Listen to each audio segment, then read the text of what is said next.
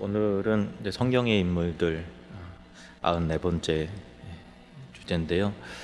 해만 그리고 아삽, 여두둔. 들어보셨나요? 뭐 들어는 보셨겠지만 익숙하진 않으실 거예요. 한번 따라해 보겠습니다. 해만, 아삽, 여두둔.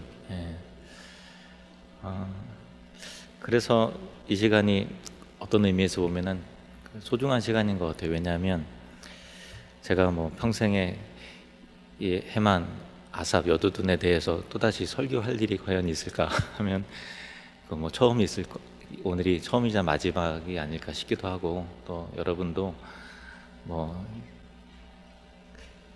이런 인물들에 대해서 따로 설교를 들을 기회가 앞으로 또 없지 않을까 싶어요. 그래서 저나 여러분이나 의미가 있는 그런 소중한 시간인 것 같습니다. 다윗이 그 왕으로서 한 업적 가운데 가장 뛰어나고 탁월하게 잘 한 것 중에 하나는 예배의 온전한 확립이었어요. 하나님 앞에서의 예전 중심의 그 예배, 그 제사, 어떻게 보면은 참 물론 그 의미는 그리스도 구속의 특별한 뜨겁고 은혜로운 의미가 있지만 형식 그 자체로 봤을 때는 이렇게 딱딱할 수밖에 없잖아요. 근데 그것을 하나님께 올려드리는 찬양으로서 찬양과 감사와 그 노래가 끊이지 않도록 하게 하는 영광과 기쁨의 예배로 확립해 나아갔다라고 하는 것은 하나님 나라의 그 모형으로서 다윗이 가장 잘 한 일 중에 하나고요. 예배 확립에 있어서 세 분의 중요한 인물이 바로 오늘 본문의 해만 그리고 아삽, 여두둔이라는 분들이 그 예배 확립에 기여하신 훌륭하신 분들입니다. 거기에서 해만이 특별히 그 중심 인물이었고요. 그리고 그 형제 아삽은 그 오른편에서 도왔는데 특별한 내용이 있어요. 여기 보시면은 역대상 6장 33절에 보시면요. 역대상 6장 33절에 같이 읽겠습니다. 직무를 행하는 자와 그의 아들들은 이러하니 그앗의 자손 중에 해만은 찬송하는 자라. 그는 요엘의 아들이요 요엘은 사무엘의 아들이요. 그러면 해만은 사무엘의 손자라는 얘기죠. 그렇죠? 그 사무엘 선지자의 손자가 바로 그 해만입니다. 그리고 역대상 6장 39절에 보시면 해만의 형제 아삽은 해만의 오른쪽에서 직무를 행하였으되, 아삽이 또 나오는데 아삽은 해만의 형제라고 그래요. 그런데 다른 부분에 보면은 아삽의 아버지 이름이 이 해만과 좀 달라요. 그리고 사촌 형제였던 것 같습니다. 그러면 그 아삽 역시도 그 사무엘의 손자였을 수도 있죠. 물론 이제 외가 쪽의 형제라든가 형제의 의미가 또 다르다 하면은 뭐 아닐 수도 있지만, 해만은 분명히 그 사무엘의 손자고 해만의 할아버지가 바로 사무엘이고, 아삽은 그럴 가능성이 있는, 어쨌든 사촌지간이든 어쨌든 간에 형제라고 표기가 되어 있습니다. 근데 이게 어떤 의미가 있는지 또 따져보면요, 우리가 사무엘서에 보면은 읽다가 참 아이러니하고 안타까운 대목이 나오는데, 사무엘의 아들들이 그 아버지의 그 선한 길로 행하지 않았다라는 것이 이럴 수가 있나 싶을 정도로 좀 그 안타까운 대목이잖아요. 사무엘상 8장 1절에서 3절 말씀을 보시면, 사무엘이 늙음에 그의 아들들을 이스라엘 사사로 삼으니 장자의 이름은 요엘이요, 그러니까 해만의 아버지입니다. 차자의 이름은 아비야라. 그들이 브엘세바에서 사사가 되니라. 그의 아들들이 자기 아버지 행위를 따르지 아니하고 이익을 따라 뇌물을 받고 판결을 굽게 하니라. 사무엘 두 아들이 성결하지 못하고 사사로서의 중요한 재판을 뇌물에 따라서 판결을 굽게 하니 그 땅에 공의가 바로 서겼어요. 그러니까 이스라엘 백성들이 사무엘에게 나와서 당신의 아들들이 이러하니 우리도 이웃 나라처럼 왕을 달라라고 하는 명분과 빌미를 제공한 결정적인 그 이유가 사무엘의 그 두 아들 요엘과 아비야 때문이었거든요. 참 안타까운 거죠. 근데 이게 더 아이러니한 것은 사무엘 위에 있었던 그 제사장 엘리 제사장이 홈리와 비나스 두 아들 때문에 하나님의 그게 징계를 받고 그래서 하나님께서 그 대안으로 세운 사람이 사무엘이란 말이에요. 그러면 누구보다도 자녀 교육과 양육에 그 중요한 가치를 알았던 사람이고 얼마나 야 나는 진짜 자녀 교육 잘해야 되겠다라고 뼈에 사무치도록 새겼을 텐데 이럴 수가 있나 싶을 정도로 그 사무엘도 물론 홈리와 비느하스 정도까지는 아니었겠죠. 그 정도까지 타락하진 않았겠지만 훌륭하지 못했고 또 참 안타까운 길로 행했던 그 사람들이었습니다. 참 아쉽죠. 야, 이걸 통해서 깨닫게 됩니다. 자녀 교육은 사무엘도 실패할 정도로 이거 어려운 거구나. 한편으로는 이게 원래 어려운 거구나 이렇게 생각하면서 위로도 좀 되면서도 어쨌든 사무엘서를 읽을 때 참 이 부분이 안타까웠어요. 그리고 더 아이러니한 것은 그 당시에 두드러진 세 인물이 나오잖아요. 사무엘 선지자, 그리고 사울 왕, 그리고 또 다윗. 이 세 인물 중에서 자식이 제일 훌륭한 사람이 누군지 아십니까? 사울 왕의 자식이 제일 훌륭해요. 참 아이러니인 거예요. 그죠? 사무엘이나 다윗의, 물론 솔로몬도 훌륭하지만 요나단만큼 영적으로 탁월하게 처음부터 끝까지 신실했던 사람은 아니었지 않습니까?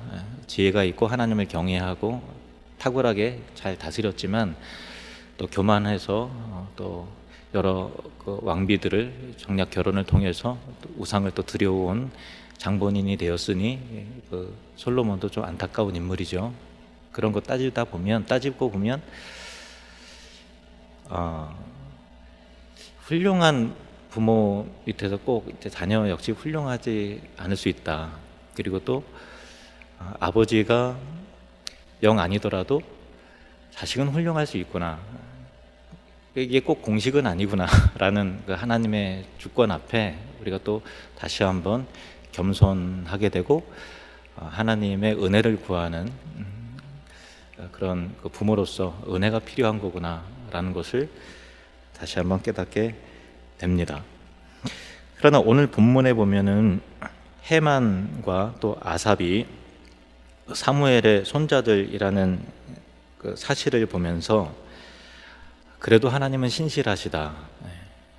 그 요엘이 사무엘의 그 장남 요엘이 재판을 굳게 하고 또 경건치 못하고 그런 사람일지라도 어쨌든 그 때에 이 찬양하는 사람으로서 헤만이라고 하는 또 아삽이라고 하는 훌륭한 손자들을 하나님께서 세워 나가신 것을 볼 때 하나님은 자비와 은혜의 하나님이시고 또 후손들에게 영적인 복을 주시는 하나님이시라는 것을 다시 한번 인정하지 않을 수 없는 그런 내용입니다. 신명기 4장 40절 말씀을 보시면 함께 읽겠습니다.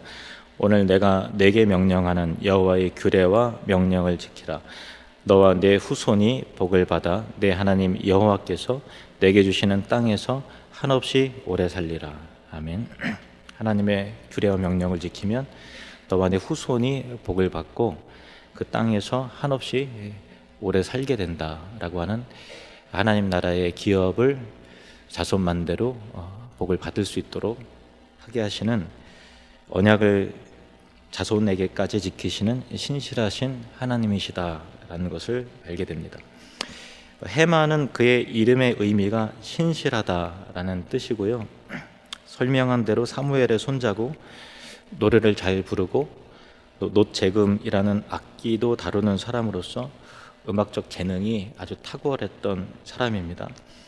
그는 자신이 가진 재능으로 하나님께 영광을 올려드리는 사람이었는데요. 다윗과 솔로몬 시대에 찬양단의 지휘자로 찬양팀의 리더로 섬기면서 찬양 예배의 기틀을 마련한 사람이었습니다. 근데 이 해만뿐 아니라 사실 우리 모든 하나님의 사람들은, 성도들은 다 하나님에게 어떤 것이든 다 은사와 재능을 다 받은 사람들이에요. 그래서 그 재능과 은사는 마땅히 하나님께 올려져야 될 재능인 것이죠. 어떤 방식으로든 하나님을 섬기고 교회 봉사하고 하나님을 영화롭게 하는 데 있어서 교회 안에서든 밖에서든 가정에서든 이 모든 나에게 주신 재능과 은사가 하나님께 드리는 영광으로 귀결되어야 되는 그런 삶으로 우리는 부르심을 받았다라는 것입니다.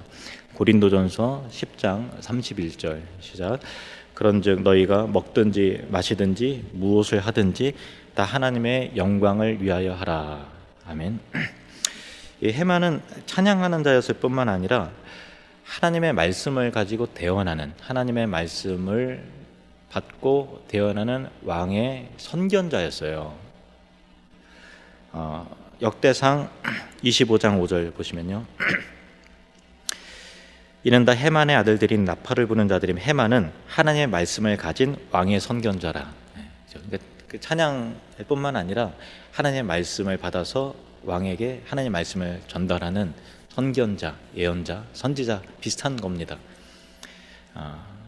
선견자였다라는 거예요. 그러니까 하나님께 영광이 되는 수준 있는 찬양을 한다는 것은 하나님의 사람이어야 되고, 그냥 노래를 잘 불러서 되는 문제가 아니라 하나님의 말씀에 대한 깊이 있는 이해와 또 하나님과의 친밀한 그 관계 속에서 하나님의 뜻이 무엇인지를 아는, 분별해내고 하나님의 말씀을 받는 그런 사람이 곧 찬양할 때 그 찬양이 더욱더 영화로운 찬양이 된다라는 것을 우리가 알게 되는 거죠. 그냥 음악적 재능으로만 섬긴 사람이 아니었다라는 거예요. 근데 하나님은 해만에게 많은 자녀의 복을 주셨는데요, 역대상 25장 4절에서 6절 말씀 보시면, 해만에게 이르러는 그의 아들들 북기야와 마따냐와 우시엘과 스브엘과 여리못과 하나냐와 하나니와 엘리아다와 깃달디와 로맘 디에셀과 요스브 가사와 말로디와 호딜과 마하시옷이라. 이는 다 해만의 아들들이니 나팔을 부는 자들이며 다 찬송하는 자들이었다는 거예요. 해만은 하나님의 말씀을 가진 왕의 선견자라. 하나님이 해만에게 14아들과 3딸을 주셨더라. 이들이 다 그들의 아버지 지휘 아래 재금과 비파와 수금을 잡아 여호와의 전에서 노래하며 하나님의 전을 섬겼으며, 이렇게 나와요. 그러니까 17명의 자녀를 주셨는데 아들의 14아들 또 3명의 딸, 한결같이 악기로 하나님을 예배하고 또 입술로 찬양하고 노래하는, 찬송하며 예배하는 자들이었는데요. 한번 그 그림을 한번 이렇게 머릿속에 상상해 보세요. 온 대식구가 모여서 다 하나님을 각종 악기로 찬양하고 예배했다라는 거예요. 얼마나 참 아름다워요. 그런 복을 우리가 사모하고 부러워해야 되겠죠. 하나님, 우리 집안도 우리 가정도 자손만대로 다 하나님을 다 같이 예배하고 하나님을 기쁘시게 찬양하는, 예배하는 그 심령을 가진 그 복된 집안, 그 후손들이 되게 해 주옵소서라고 하는 기도와 소망을 우리 모두가 다 품을 때 또 하나님께서 축복하심으로 저와 여러분의 집안 가운데 다 예배하는 자로서 세워지는 그 은혜가 임하기를 축복합니다. 아삽은 해만의 형제인데 친형제는 아니었던 것 같고요, 사촌 형제쯤 되는 것 같습니다. 아까 설명드린 바와 같이. 그리고 그렇게 되면 사무엘의 손자였을 가능성이 있죠. 아삽은 해만과 함께 찬양하는 사람인데 재금을 다루는 자였는데요, 아삽이라는 인물이 굉장히 특별하고 중요한 인물이에요. 왜냐하면은 시편의 그 대부분의 절반 가량을, 150편 가운데 73편을, 73편을 다윗이 기록을 했거든요. 다윗이 엄청나죠. 절반을 다윗이 기록을 했는데 두 번째로 많이 기록을 한 사람이 바로 아삽이에요. 그 시편의 12편을 이 아삽의 찬송이었다라는 거예요. 근데 이 아삽의 그 찬송시를 보면요, 굉장히 깊이가 있습니다. 굉장히 깊이가 있고, 인생에 대한 고난과 아픔을 진짜 많이 겪었구나. 그리고 고뇌가 많고 갈등도 많았구나, 고민도 많았구나 라는 것을 깨닫게 되는데, 제가 73편과 77편을 좀 읽어드릴게요. 좀 길지만 읽어드리겠습니다. 그 내용이 아삽이 어떤 사람이었는지 한번 좀 파악이 되시기를 바라는 마음으로 읽어드립니다. 하나님이 참으로 이스라엘 중 마음이 정결한 자에게 선을 행하시나 나는 거의 넘어질 뻔하였고 나의 걸음이 미끄러질 뻔하였으니 이는 내가 악인의 형통함을 보고 오만한 자를 질투하였음이로다. 그들은 죽을 때에도 고통이 없고 그 힘이 강건하며 사람들이 당하는 고난이 그들에게는 없고 사람들이 당하는 재앙도 그들에게는 없나니 내가 내 마음을 깨끗하게 하며 내 손을 씻어 무죄하다 한 것이 실로 헛되도다. 나는 종일 재난을 당하며 아침마다 징벌을 받았도다. 내가 만일 스스로 이르기를 내가 그들처럼 말하리라 하였더라면 나는 주의 아들들의 세대에 대하여 악행을 행하였으리이다. 내가 어쩌면 이를 할까 하여 생각한즉 그것이 내게 심한 고통이 되었더니 하나님의 성소에 들어갈 때에야 그들의 종말을 내가 깨달았나이다. 주께서 참으로 그들을 미끄러운 곳에 두시며 파멸에 던지시니 그들이 어찌하여 그리 갑자기 황폐되었는가. 놀랄 정도로 그들은 전멸하였나이다. 주여, 사람이 깬 후에는 꿈을 무시함 같이 주께서 깨신 후에는 그들의 형상을 멸시하시리이다. 내 마음이 산란하며 내 양심이 찔렸나이다. 내가 이같이 우매무지함으로 주 앞에 짐승이오나 내가 항상 주와 함께하니 주께서 내 오른손을 붙드셨나이다. 주의 교훈으로 나를 인도하시고 후에는 영광으로 나를 영접하시리니 하늘에서는 주 외에 누가 내게 있으리요 땅에서는 주밖에 내가 사모할 이 없나이다. 내 육체와 마음은 쇠약하나 하나님은 내 마음의 반석이시요 영원한 분깃이시라. 무릇 주를 멀리하는 자는 망하리니 음녀같이 주를 떠난 자를 주께서 다 멸하셨나이다. 하나님께 가까이 함이 내게 복이라. 내가 주 여호와를 나의 피난처로 삼아 주의 모든 행적을 전파하리이다. 굉장히 고민이 많잖아요. 왜냐면은 신학적인 고민이요. 인간에 대한 고민이요. 왜 악을 행한 사람들을 하나님이 공의로우시다면서 왜 가만히 놔두시고, 가만히 보니까 잘 먹고 잘 사고 끝까지 잘 되더라. 근데 나는 종일 고통을 당하고 아침마다 신음하고. 그게 이제 하나님 앞에 오랜 시간 고민했던 주제였고 고뇌였어요. 아삽이 이런 사람이었어요. 굉장히 또 진솔한 사람이죠. 그리고 또 굉장히 영적으로 탁월한 그 영적 기운이 막 느껴지지 않습니까?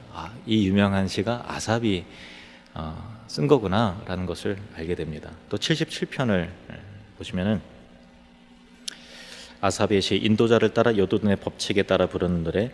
내가 내 음성으로 하나님께 부르짖으리니 내 음성으로 하나님께 부르짖으면 내게 귀를 기울이시리로다. 나의 환난 날에 내가 주를 찾았으며 밤에는 내 손을 들고 거두지 아니하였나니 내 영혼이 위로받기를 거절하였도다. 내가 하나님을 기억하고 불안하여 근심하니 내 심령이 상하도다. 셀라. 주께서 내가 눈을 붙이지 못하게 하시니 내가 괴로워 말할 수 없나이다. 내가 옛날 곧 지나간 세월을 기억하여 싸우며 밤에 부른 노래를 내가 기억하여 내 심령으로 내가 내 마음으로 간구하기를 주께서 영원히 버리실까? 다시는 은혜를 베풀지 아니하실까? 그의 인자하심은 영원히 끝났는가? 그의 약속하심도 영구히 패하였는가? 하나님이 그가 베푸실 은혜를 잊으셨는가? 노하심으로 그가 베푸실 궁유를 그치셨는가 하였나이다. 얼마나 고통을 겪었으면은 하나님 나 버린 것 같이 느껴질 정도로 이와 같은 참 고통의 세월을 많이 겪었어. 그러니까 우리가 다윗이 막 고통을 겪고 막 힘들어할 때 우리는 자꾸만 다윗만 생각하잖아요. 그런데 그 당시 하나님의 사람들도 이와 같은 고난을 다 겪어내면서 깊어졌다라는 것이지. 계속 읽겠습니다. 10절에 또 내가 말하기를 이는 나의 잘못이라 지존자의 오른손에 해 곧 여호와의 일들을 기억하며 주께서 옛적에 행하신 기이한 일을 기억하리로다. 또 주의 모든 일을 작은 소리로 읊조리며 주의 행사를 낮은 소리로 되뇌이리라. 하나님이여, 주의 도는 극히 거룩하시오니 하나님과 같이 위대한 신이 누구 오니이까 주는 기이한 일을 행하신 하나님이시라. 민족들 중에 주의 능력을 알리시고 주의 팔로 주의 백성 곧 야곱과 요셉의 자손을 속량하셨나이다. 셀라. 하나님의 물들이 주를 보았나이다. 물들이 주를 보고 두려워하며 깊음도 진동하였고 구름이 물을 쏟고 궁창이 소리를 내며 주의 화살도 날아갔나이다. 회오리 바람 중에 주의 우레소리가 있으며 번개가 세계를 비추며 땅이 흔들리고 움직였나이다. 주의 길이 바다에 있었고 주의 곧은 길이 큰 물에 있었으나 주의 발자취를 알 수 없었나이다. 주의 백성을 양떼같이 모세와 아론의 손으로 인도하였나이다. 아멘. 그러니까 이 아삽의 찬송시를 읽어보면은 예배하는 자, 찬양의 영성, 예배자의 영성이라는 것이 그냥 재능이 아니라, 재능이 있죠. 음악적인 재능이 있지만 하나님께서 그를 예배하는 자로, 찬송하는 자를 세우기 위해서 그냥 만드신 게 아니라 무수한 죽을 것 같은 고난 가운데로 하나님이 몰아넣으심을 통해서 그의 믿음을 단련하시고 고난 가운데, 그리고 그 가운데 하나님께 부르짖으며 기도함 가운데 믿음으로 통과해낸 영성이었기 때문에 다윗과 함께 예배를 확립하는 하나님의 사람이 되었던 거지, 그냥 사울의 손자니까 재능이 있으니까 너희 찬양 지휘자 해 라고 해서 감당할 만한 내용이 아니었다라는 거예요. 이 시가 그냥 나온 게 아니에요. 그냥 막 생각해서 이게 좋을 것 같았는 게 아니라 진짜 하나님이 날 버리셨는가 라는 것을 깊게 고민하면서 얼마나 심각하게 고민했겠어요. 얼마나 절박하고 얼마나 힘들었으면 이런 고뇌와 고민 가운데 그럼에도 불구하고 감사하고 찬양하는 영적인 사람으로 참 하나님 만드신 거구나. 우리가 다 하나님을 예배하는, 찬양하는 자요, 예배하는 자 아닙니까? 근데 그 예배자는 그냥 만들어지지 않고 참 고민과 고뇌와 아픔과 단련과 시련 가운데서 통과해낸 사람의 찬양이, 그 예배가 진짜 찬양이 되고 진짜 예배가 되는구나 라는 것을 깨닫게 되는 것이죠. 그래서 찬양이라는 것이 단순히 노래 잘하는 사람이 부른다고 은혜가 되는 게 아니라 고뇌하고 기도하며 믿음 가운데 고난을 통과하는 사람이 부를 때 그 찬양이 울림이 되죠.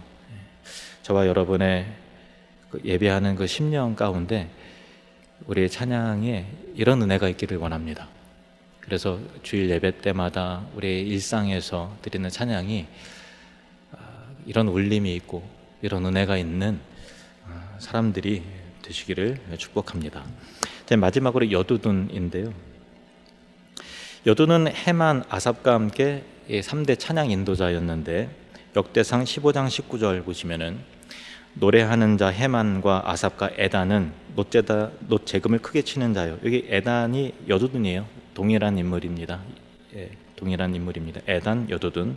근데 세 사람이 놋재금을 크게 치는 자라는 것은요, 찬양단의 리더를 말해요. 이게 재금이라는 것은 찬양단의 리더가 신호를 주는 악기인데, 이제 오늘날의 심벌즈처럼 이제 두 개의 금속을 어떤 방식으로 이제 소리를 냈는지는 잘 알 수는 없지만 어쨌든 이제 부딪힘을 통해서, 어떤 비비거나 부딪힘을 통해서 신호를 주고 박자와 리듬을 이제 이끌어내는데, 이 재금은 큰 소리 나는 재금이 있고 또 높은 소리 나는 재금이 있었다고 합니다. 어쨌든 찬양단의 리더가, 지휘자가 이 재금을 통해서 지휘를 하는 거죠. 다윗의 찬송이 39편 그리고 62편 또 그리고 이 아삽의 찬송인 77편을 보면요, 여두둔이 이거를 이제 그 찬양 인도를 했다고 나와요. 39편 1절 보면은 다윗의 인도자를 따라 여두둔 형식으로 부르는 노래 있잖아요. 이게 우리가 성경책 읽을 때 여두둔 형식으로 부르는 노래 하면 이게 도대체 뭔가 하고서 이게 그냥 어떤 의미일까 이런 의문을 가질 수도 있는데요. 어떤 형식으로 부르는지 잘 모르지만 어쨌든 여두둔이 이끌은 독특한 그 박자에 따라서 부르는 찬양 형식에 따라서 부르는 노래였다라는 거예요. 내가 말하기를 나의 행위를 조심하여 내 혀로 범죄하지 아니하리니 악인이 내 앞에 있을 때 내가 내 입에 재갈을 먹이려 하였도다. 이렇게 시작되고요. 또 시편 62편 또 1절 2절도 보면은 다윗의 인도자를 따라 여두둔의 법칙에 따라 부른 노래. 나의 영혼이 잠잠히 하나님만 바라며 나의 구원이 그에게서 나오는도다. 오직 그만이 나의 반석이시요 나의 구원이시요 나의 요새이시니 내가 크게 흔들리지 아니하리로다. 다윗의 유명한 찬송시인데 이것도 여두둔의 법칙에 따라 부른 노래였다 그래요. 또 77편 아삽이 우리가 아까 제가 함께 읽었던 아삽의 시, 인도자를 따라 여두둔의 법칙에 따라 부른 노래. 내가 내 음성으로 하나님께 부르짖으리니 내 음성으로 하나님께 부르짖으면 내게 귀를 기울이시로다. 이렇게 여두둔은 이런 찬양 인도자였습니다. 근데 하나님께서 이 헤만, 아삽, 여두둔이 특별히 하나님 앞에 예배하는 자로서 섬겼던 사람인데 이들에게 어떤 복을 주셨는가 하면요, 세월이 지나면서 이스라엘이 타락하고 그래서 하나님께 매를 맞아서 수백 년 후에 바벨론 침공을 받아서 나라가 망하잖아요. 그리고 수많은 사람들이 죽고 포로로 끌려간 사람들 중에서 이제 귀환한 사람들은 극히 일부만 사실 귀환을 했어요. 근데 이 70년간 포로 이후에 귀환한 사람들 가운데 그들의 후손이 이 헤만, 또 아삽, 여두둔의 후손들이 성전 기공식의 예배에 찬송을 다 맡는 거예요. 잘 보세요. 느헤미야 11장 17절 18절 말씀 보시면 또 아삽의 증손 삽디의 손자 미가의 아들 matthe아의 아이니 그는 기도할 때 감사하는 말씀을 찬양으로 인도하는 자가 되었고, 이렇게 나오죠. 인도하는 자가 되었고 형제 중에 박뷰가가 버금이 되었으며, 그러니까 버금이 되었다는 얘기는 그와 견줄 만한 인도자가 되었다라는, 버금가는 인도자가 되었다라는 의미고요. 여두둔의 증손 갈랄의 손자 삼무아의 아들 압단이 거룩한 성의 레위 사람은 모두 283명이었느니라. 에스라 2장 41절 말씀 보시면요, 에스라 2장 41절 말씀 보시면 같이 읽겠습니다. 시작. 노래하는 자들은 아삽 자손이 128명이요. 참 이게 저는 굉장히 소름 끼치도록 참 감사하더라고요. 왜냐하면 나라가 망했잖아요.